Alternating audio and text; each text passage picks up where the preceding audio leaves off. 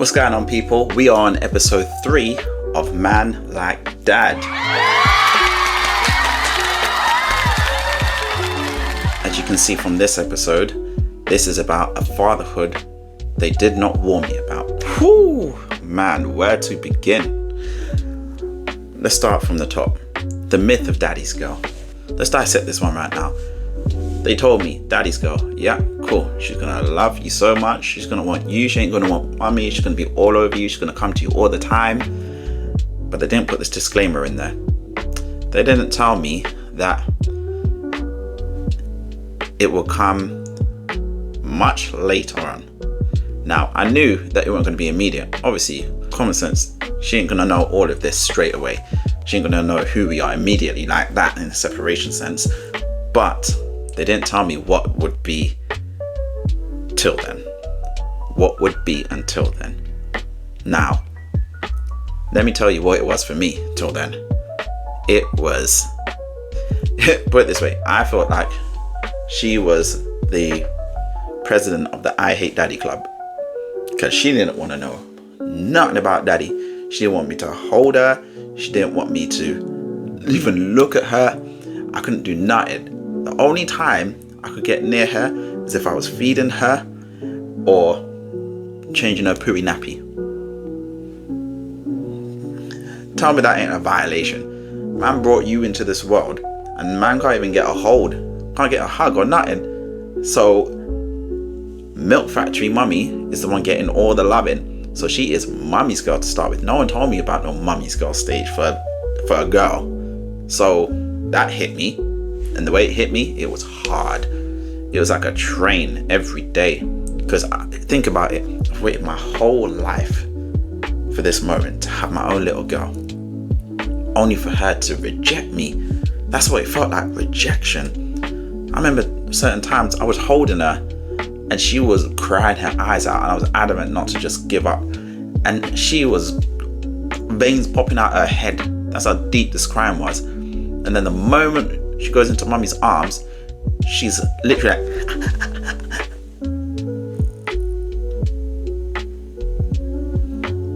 that hurt, man. That hurt. That cut deep. However, me and wifey did have a conversation about this the other day and she put me on, I'm not gonna lie. Made sense what she said, that it was probably because I weren't really around the yard too much. Now let me explain that.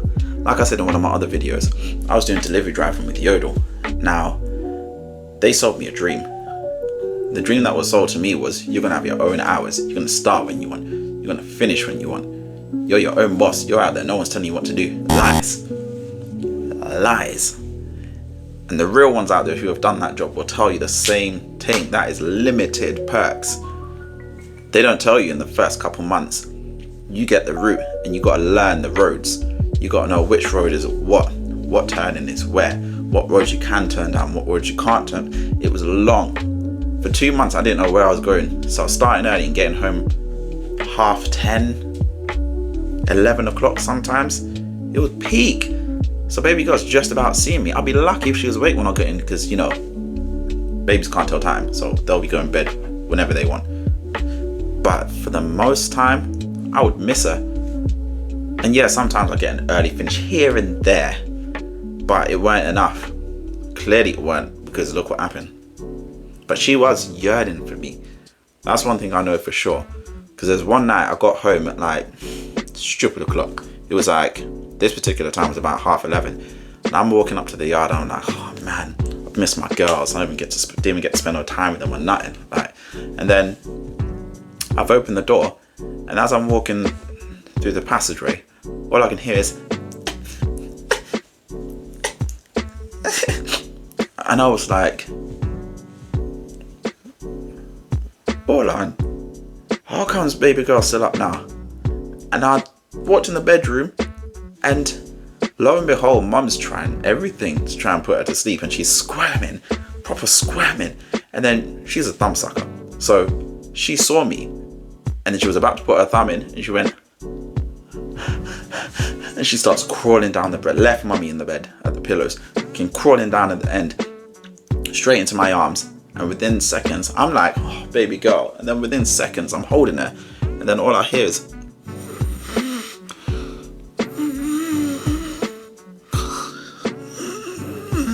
she fell asleep in 5 seconds, sitting up in my arms. No exaggeration. Wifey will back me on this. It was 5 seconds. Meaning she was waiting up. She was fighting her own sleep. She wasn't just fighting mummy. She was fighting her sleep as well as mummy. For me. Now that's yearning. And that's one thing I want you to take from this is think about the time you're putting in from day one. Because they're conscious from then. Don't just think you can do this, that, and the other with your time. She needs you present from day one. Now, the next thing that I was not warned about was postnatal depression. No one had that conversation with me. I know what postnatal depression is. I knew it existed, but I never ever considered it would happen to us. And that's how most of us think. We think to ourselves, oh, that won't happen to me. We serve. We're children of God. We won't go through that. Listen, postnatal depression has no bias. Don't care who you are, it can hit you. And it hit us. It hit her. And it was rough. A particular time I remember, we had an argument one morning right before I'm going to work, and I'm just like, I'm going to be late. I'm already late. I'm done. I walked out. I was done. I didn't want to hear no more. Didn't want to say no more. So I'm minutes away from work, and then I get a phone call. And I'm like, oh, man, I don't want to answer this call. Something in my spirit said to pick it up. So I did. And then all I could hear was weeping. And I was like, Naomi? Hello? Naomi? And then the only word she could say was, I can't do it. She's at home alone with the baby. I can't do it. I heard those words and I thought, she shouldn't be alone. So I've gone to my manager, I got in, said to my manager, listen, wifey's broken down. I can't be here. I need to go home. I know you ain't got no other drivers. I know you're going to have to call someone in. You ain't got much hands on deck. But I didn't care about none of that. So I've left. I've gone home. And when I've come through the door, wifey is in pieces. She was a mess. Hot mess. I had to really console her. I really had to be there for her and put aside our discrepancies from the day earlier and just be there for her. And I encourage you that when you see your missus going through something, put everything aside. Colossians 3 verse 15, let the peace of Christ rule in your heart. There are going to be times you're going to have to throw away your pride and just say, listen, man's here. I encourage you to do that, because if you don't, we know what can happen. Don't think that you're invincible, but just know that life is real. Now, they didn't warn me about postnatal depression in men. Yeah, men can get postnatal depression as well, Trust me. I can put my hand up, I can testify to that. Men can get that too. And I didn't think that. And it only occurred to me that I was going through it when I spoke to wifey about this particular incident that I had. I wouldn't even call it an incident, I called it a moment. Do you know what happened? I'm walking on the balcony doing my Yoda deliveries at one block of flats. And I'm looking over the ledge like, I could. But I didn't, obviously. And I'm so glad that I had that conversation with wifey, because she put me on with my stepdad and told me to talk to him. And I'm glad she chose him to tell me to talk to, because only him I would have listened to, because I know what he's been through.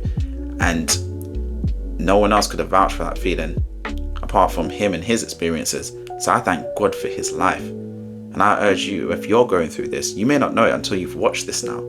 If you're going through it, please talk to someone. Take that step. Put your pride aside. Pride's a killer. Trust me. Put it aside and talk to someone. Even if you have to comment in here or message me privately, just know I do prayer shorts. I do shorts alongside these videos, and I take prayer requests. And even if it ain't on online. I ain't got to be all public about it. I'll go to my quiet place and pray for you. And finally, the coming of Daddy's girl. Boy, when it got here, it was beautiful. It was even so much, I wouldn't even say it was overwhelming. It's not been overwhelming at all. It's been amazing. And no one explained to me some of the finer details of it. Like, for example, it started mild to the point where she would only fall asleep in my arms. Mummy could put her in 100 different positions, in her holding, whatever, it don't matter. She knew it was Mummy's arms, and she didn't want none of it. She wanted Daddy. She wanted me. She would only fall asleep on my chest, and I'd rock her a certain way. Within minutes, she's asleep, and I'm like, Mummy's like, and I'm just looking at Mummy like, that's my haha face, by the way. Private joke, my family know. But even so much as affection, if me and Mummy are kissing, baby goes right in there ready to intercept before the kiss even starts, before the hug even starts, before any affection starts.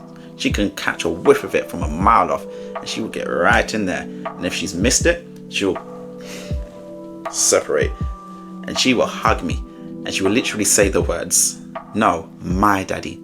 And I'm like, I'm burning up. My daddy. Even just the other day, she was pretending on her mobile phone to have a conversation with who knows who, and she said, yeah, and my mummy wasn't listening, and my daddy is my best friend, and then we looked at each other like, and we were laughing so much. I'm telling you, this is the most beautiful stage. Having a child is one of the most beautiful experiences you could ever have. But the things they didn't warn you about, I'm putting you on right now. And I'm praying that you will use this to get yourself prepped, to get yourself ready, to change things if it's already started for you. But as I do at the end of every single one of these, I want to pray for all my brothers out there. Holy Father, I pray asking that you will bless everyone that's tuned in on this, and I thank you for their lives, and I thank you for using this as an opportunity to put them on notice, to know all the things that could come that no one talks about. And I thank you for using me to bring it to their awareness. And as they proceed, and as they embark on this, and as they prepare for this, Jesus, I ask that you'll bless them. I pray asking that you will strengthen them, comfort them, prepare their hearts, condition their hearts. And I pray that they will be blessed by this experience, but also be aware, thanks to the things that have been raised here. We give you all glory, honor, and praise. In your mighty name we pray, Jesus. Amen. Thank you for tuning in. Please stay tuned. There will be so much more. Keep an eye out for my shorts as well. But for now, man like dad, out.